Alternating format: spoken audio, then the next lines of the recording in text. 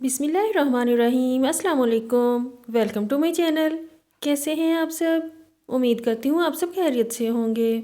मोअज़्ज़ज़ सामईन, daily life में हम बहुत सारी ऐसी चीज़ें इस्तेमाल करते हैं जिनका फ़ायदा तो हमें मालूम होता है, लेकिन उनको कितनी मेहनत और किस टेक्निक से तैयार किया जाता है ये हम में से शायद बहुत कम लोगों को मालूम हो।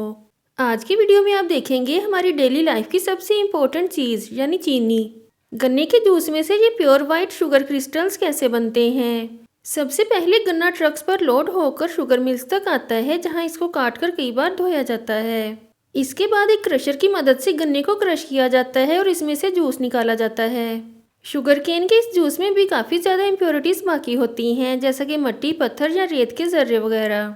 अब बारी आती है इसको फिल्टर करने की। इसके लिए जूस को बॉयल किया जाता है और इसमें लाइम का सोल्यूशन मिक्स किया जाता है। 6 घंटे मिक्स करने के बाद जूस का कलर ब्राउन से येलो हो जाता है और इस दौरान इसका पीएच लेवल भी नॉर्मल हो जाता है। अब इस जूस को 2 घंटे के लिए एक टैंक में डाला जाता है, जहां इसके अंदर सारी इम्प्योरिटीज़, रेत, मट्टी या पत्थर वगैरह जूस से अलग हो जाते हैं और बॉटम में जमा हो जाते हैं।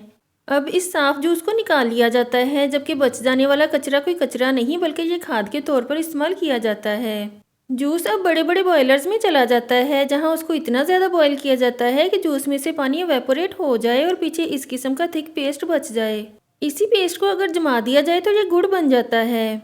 लेकिन इसमें से शुगर के वाइट क्रिस्टल्स निकालने के लिए इसमें सुक्रोज का एक सोल्यूशन डाला जाता है, जिससे शुगर की बाइंडिंग हो जाती है और फिर इसको एक और मशीन में डाला जाता है। ये मशीन किसी वॉशिंग मशीन की तरह काम करती है। जैसे वॉशिंग मशीन के टब में सुराख होते हैं और वो तेज़ घूमकर कपड़ों में से पानी को निकाल देती है, ठीक इसी तरह से ये मशीन भी काम करती है। इस प्रोसेस को सेंट्रीफ्यूज कहा जाता है।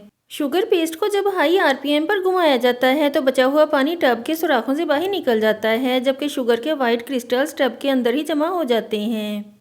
लेकिन शुगर के इन क्रिस्टल्स में अभी ह्यूमिडिटी काफ़ी ज़्यादा होती है। इसी वजह से इसको खुश्क करने के लिए गर्म हवा से गुजारा जाता है, जिससे शुगर का ह्यूमिडिटी लेवल ड्रॉप हो जाता है।